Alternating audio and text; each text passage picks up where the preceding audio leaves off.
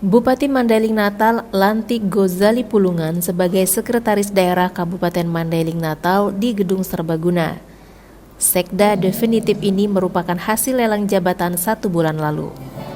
Setelah 4 tahun tidak ada sekda tetap, pemerintah Kabupaten Mandailing Natal akhirnya memiliki Sekretaris Daerah definitif.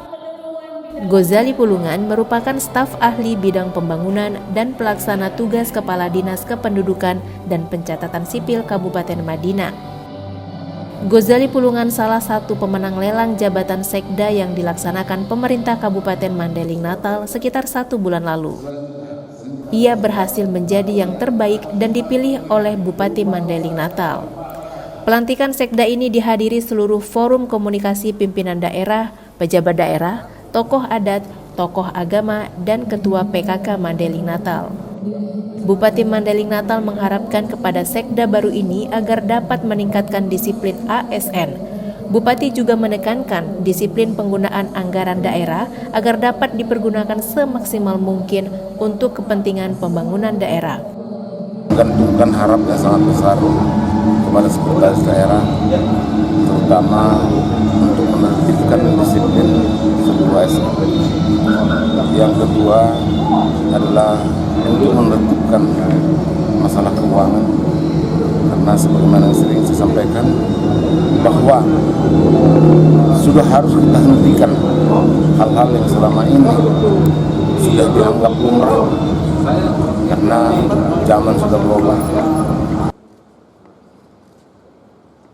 Dari Mandailing Natal, Sumatera Utara, Romulo Siregar, TV One mengabarkan.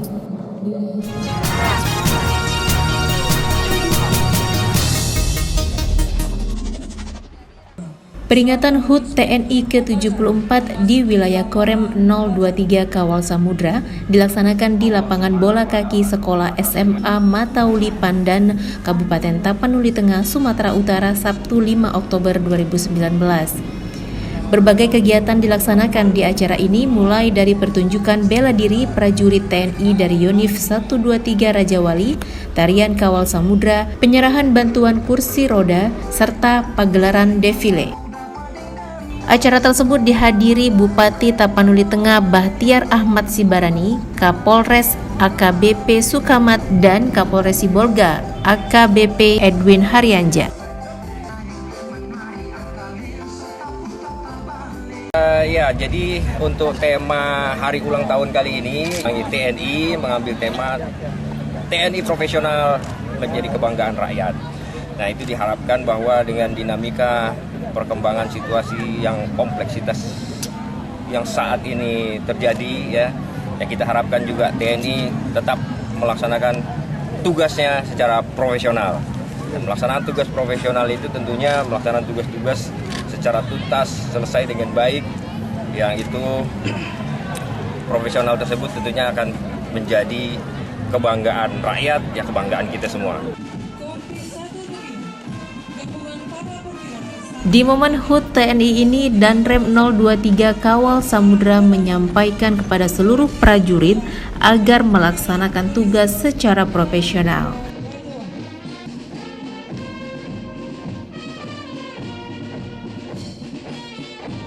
Dari Tapanuli Tengah, Sumatera Utara, Syaren Situmorang mengabarkan.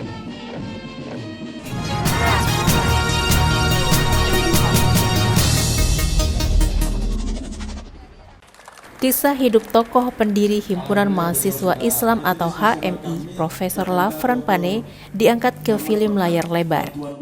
Film dengan Demi Waktu ini selain untuk mengenang sosok Lafran Pane, juga bukti sejarah kepedulian HMI dan umat Islam dalam mempertahankan perjuangan kemerdekaan Republik Indonesia.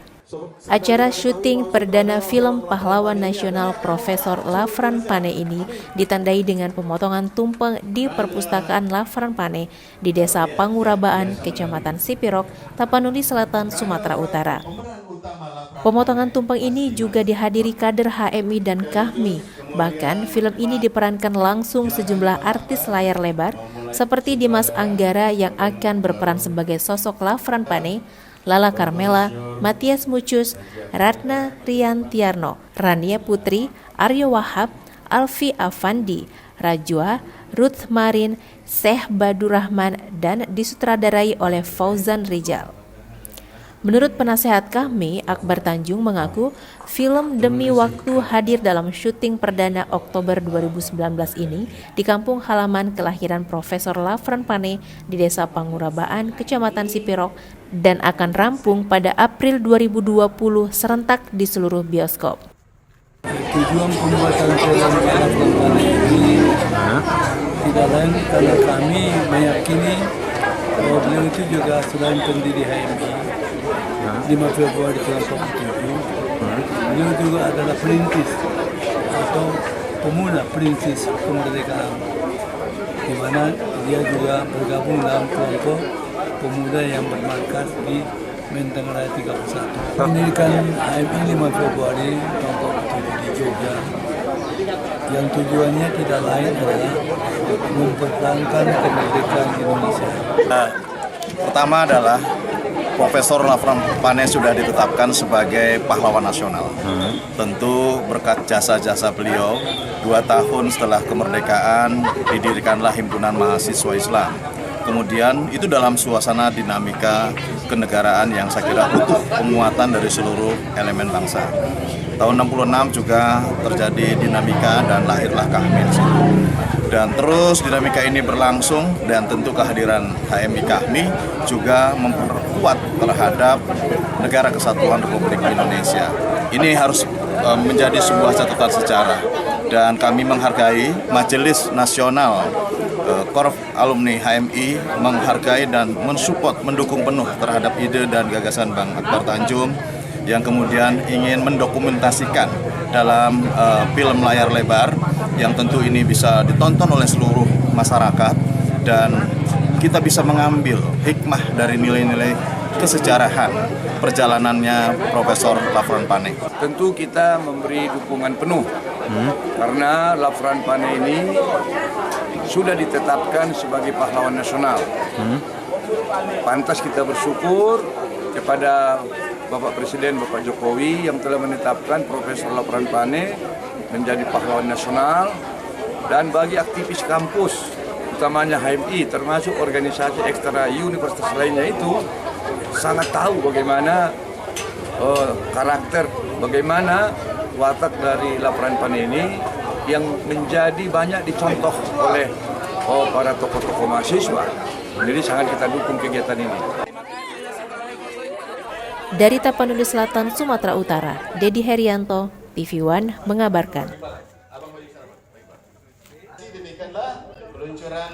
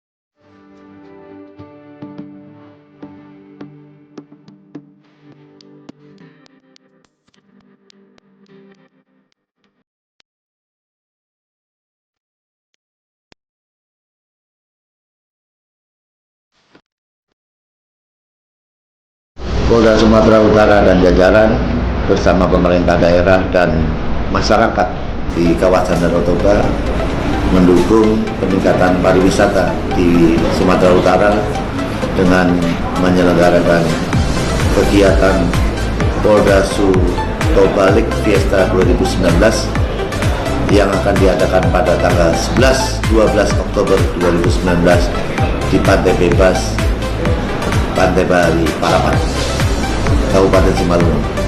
Terima kasih.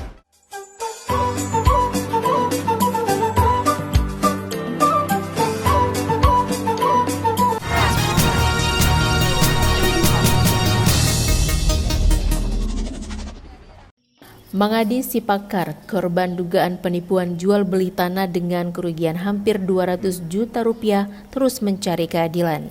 Pasalnya, Kejaksaan Negeri Karo menolak berkas penyidikan kasus dengan tersangka Tiurma Uli Munte yang telah ditetapkan tersangka oleh penyidik Polres Karo. Faudu Halawa, pengacara Mangadi Sipakar, terus mencari keadilan hukum dengan melaporkan dan menyurati Kejatisu, Kejagung, serta Polda Sumatera Utara terkait kasus yang menimpa kliennya. Aksinya tersebut dilandasi setelah banyaknya dugaan keganjilan dalam penanganan kasus kliennya. Pengacara menduga Kejaksaan Negeri Karo sengaja mengeluarkan surat penolakan pelimpahan perkara dari penyidik Polres yang telah dilengkapi. Alasannya, berkas tidak memenuhi kategori pidana, melainkan perdata. Bahwa inilah tanah objek perkara yang sudah dibeli klien kami yang kemudian dijual kepada pihak lain oleh penjual Dr. Anda Tiurma Uli Munte yang sekarang ini sudah menjadi kasus pidana yang sudah kita laporkan pada tanggal 6 Agustus 2018 yang lalu, yang sampai sekarang ini masih terkantung-kantung. Dan proses terakhir yang kita peroleh dari penyidik polisi bahwa Kejaksaan sudah mengembalikan untuk ketiga kalinya berkas perkara kepada penyidik dengan tidak memberikan petunjuk apa-apa, tapi justru menyatakan bahwa tidak ditemukan unsur pidana dan menyuruh polisi untuk melakukan SP3 atas laporan pengaduan perkara pidana tersebut. Sementara itu, upaya konfirmasi via WhatsApp dan sambungan telepon yang dilakukan media kepada Gloria Sinuhaji, Kepala Kejaksaan Negeri Karo, tidak ditanggapi. Dari Kabupaten Karo, Sumatera Utara, Irfan, TV One mengabarkan.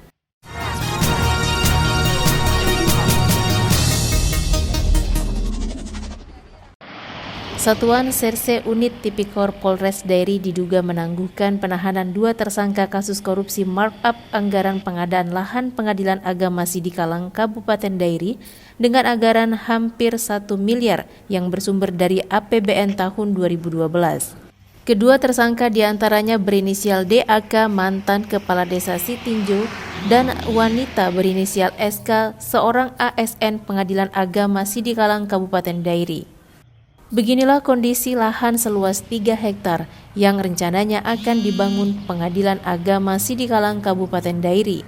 Dugaan markup yang ditangani Satuan Serse Unit Tipikor Polres Dairi sejak 2018 lalu tak kunjung selesai. Nah, inilah dia lokasi kantor Pengadilan Agama yang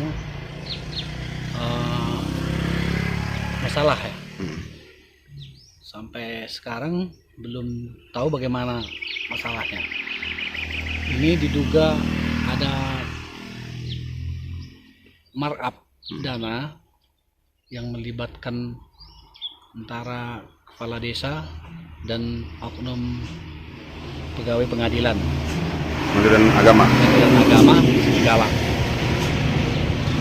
Masalah ini sekarang sudah ditangani Kejaksaan, tapi kami melihat sebagai LSM sampai saat ini masalahnya masih stagnan. Belum ada kelanjutannya? Belum ada kelanjutan. Belum ada yang ditahan tersangka ya? Saat ini belum ada ditahan. Sementara itu, saat akan dikonfirmasi, pihak Polres Dairi melalui Humas Ibtu Doni Saleh menjawab melalui pesan singkat yang isinya belum bersedia menjawab pertanyaan media. Dari Kabupaten Dairi, Sumatera Utara, Irfan, TV One mengabarkan.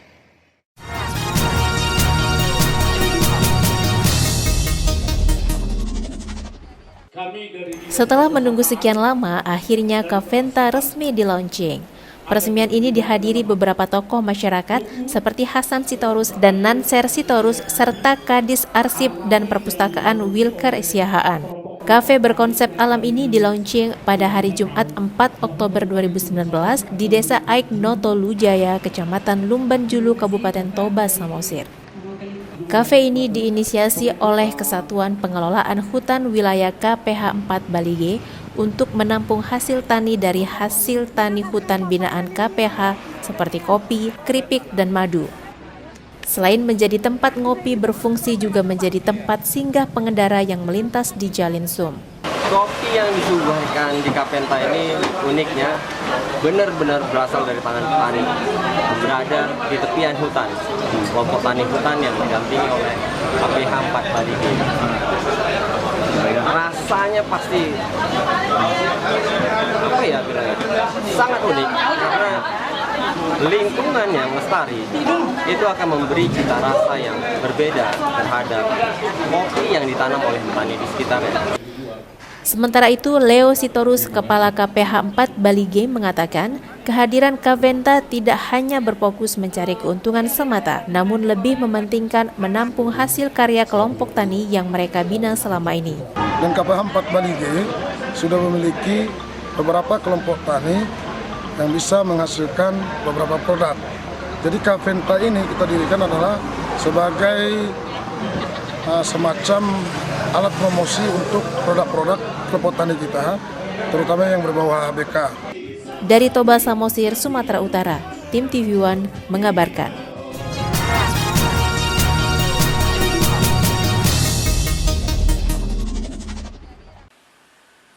Masa Forum Swakelola kembali menuntut pembayaran hutang Pemkab Deli Serdang pada pekerjaan proyek swakelola sebesar 175 miliar pada tahun 2014 lalu. Masa datang membawa 2 kerenda mayat sebagai simbol matinya hati nurani Pemkab Deli Serdang. Merasa tidak digubris, puluhan masa ini pun menuju kantor Dinas PU Kabupaten Deli Serdang. Di kantor Dinas PU Deli Serdang pertama kalinya penjagaan diperketat oleh personil kepolisian dan TNI. Sebagian perwakilan massa diperbolehkan masuk oleh Kepala Dinas PU Deli Serdang Donald Tobing. Dengan membawa berkas dan bukti-bukti pekerjaan, perwakilan massa pun berdiskusi dengan Donald. Dalam jawaban tuntutan massa, Kepala Dinas PU Donald Lumban Tombing mengakui adanya hutang swakelola senilai 175 miliar dari pekerjaan proyek swakelola tahun 2014 lalu. Saat ditanyai tentang pembayaran pengerjaan proyek, Kepala Dinas PU justru melimpahkannya kepada Bupati Deli Serdang Ansari Tambunan. Diskusi bersama Kepala Dinas PU Deli Serdang tidak membuahkan hasil. Puluhan massa ini pun mendatangi kantor Dinas Badan Keuangan Daerah Pemkab Deli Serdang untuk meminta kejelasan terkait hal ini. Ironisnya, pernyataan Sekretaris Dinas BKD Deli Serdang berbanding terbalik dengan fakta yang diterima massa dari Kepala Dinas PU. Saudara Donald Lumban Tombing selaku Kadis PU Deli Serdang tentang permasalahan utang ini semua sudah terungkap. Ya, sudah semua terungkap. Kita akan meminta kepada Bupati Deli Serdang, Sekda Deli Serdang dan Badan Perwakilan Sumatera Utara untuk duduk bersama menyelesaikan ini. Kalau tidak, ini tetap kami akan mainkan. Karena di sini kami menduga sudah ada aktor permain menghilangkan uang 175 miliar ini. Dari Deli Serdang, Sumatera Utara, Ahmad Syukri, TV One mengabarkan.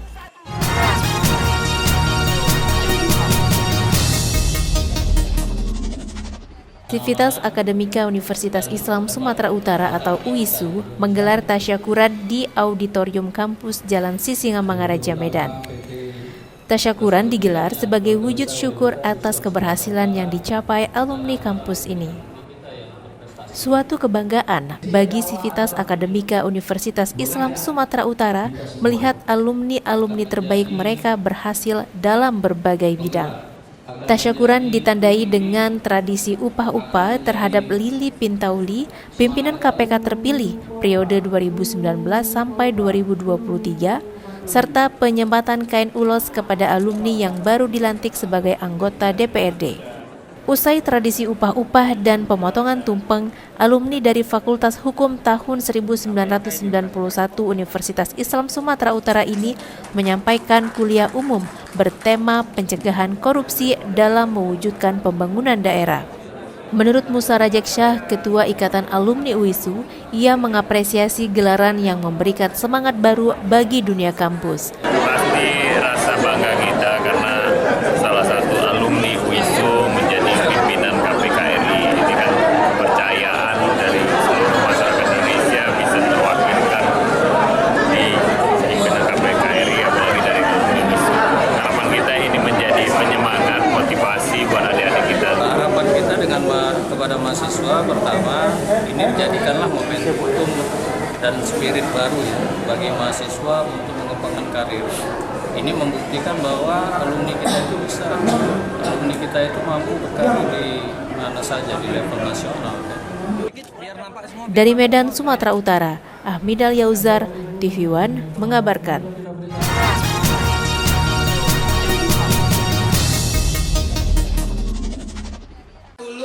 Stadion Cafe melaksanakan Lomba Model Competition 2019 bekerjasama dengan event organizer AI Rantangs Management yang dilaksanakan di Aula Stadion Cafe di Jalan Jati 2, Medan, Sumatera Utara. Para finalis pun berlenggak-lenggok di atas catwalk yang dibagi dua kategori, yaitu kategori anak-anak dan kategori remaja. Saat ini, Stadion Cafe melaksanakan kegiatan Model Competition 2019 yang diikuti oleh 11 agen manajemen model dari Kota Medan, antara lain Dav dari Brastagi, Toto Manajemen, Berbi Manajemen, El Mode Manajemen, Revo Manajemen, Andika Production, The Model Pro, NG Production, Nando Manajemen, Busa Manajemen, MNBI Manajemen, Akbar Manajemen, yang mana dengan tujuan mengembangkan bakat anak muda di bidang modeling yang nantinya bisa menjadi model-model berbakat mewakili Kota Medan ke ajang nasional. Adapun kegiatan yang kita buat, yaitu dari saya selaku event organizer AI Rantang Manajemen, yaitu mempromosikan daripada model-model Kota Medan. Jadi inilah model-model Kota Medan yang pada hari ini ikut di eventnya Stadion Cafe. Jadi terima kasih juga buat Stadion Cafe yang telah mengadakan event ini, ya, agar nantinya dapat dieksplor juga. Saat ini kita sedang mendukung pengembangan bakat bagi para generasi muda, khususnya para insan-insan muda yang tengah mengembangkan dalam bidang berbagai macam kegiatan seperti ini event modeling yang kita adakan. Event ini merupakan kegiatan rutin yang selalu kita adakan sebulan sekali untuk mencari bakat-bakat yang akan kita orbitkan. Dari Medan, Zulfahmi, TV One mengabarkan.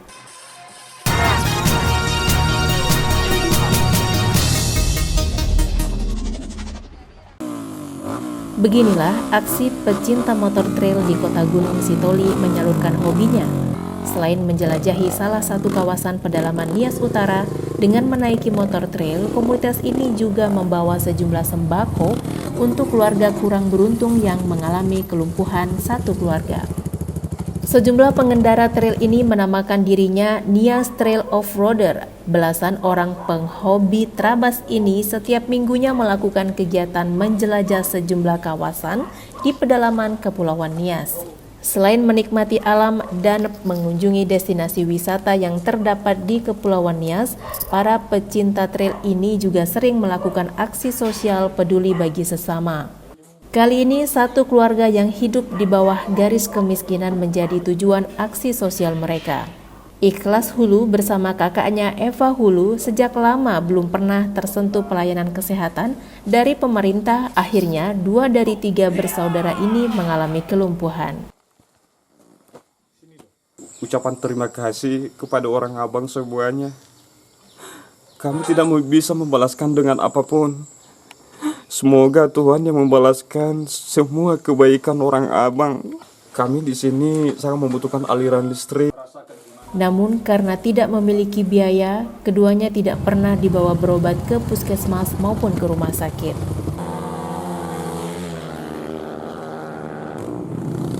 Guna ikut memberikan dukungan bagi keluarga ini, belasan para pecinta motor trail yang melintasi kawasan ini membawakan sejumlah kebutuhan pokok hingga memberikan sejumlah uang. Dari Kota Gunung Sitoli, Kepulauan Nias, Sumatera Utara, Oneman Halawa, TV One mengabarkan.